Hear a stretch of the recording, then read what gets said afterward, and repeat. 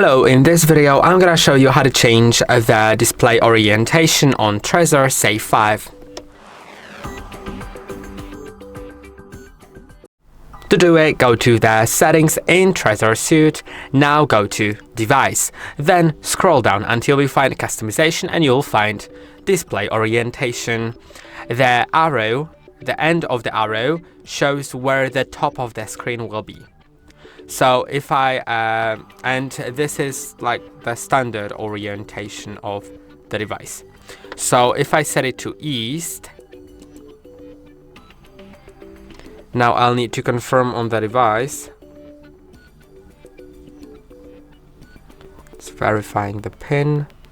Now I'll need to tap, and now the orientation is changed, although not quite how I would expect it. Yeah, because I thought the top of the arrow, because in the north one you have the standard orientation, so I thought it was like, never mind. You can also set it to south, right?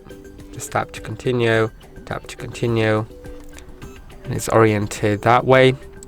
And if you want to go back, go to north. And I hope that this video was helpful. Don't forget to like and subscribe. See you in the next one.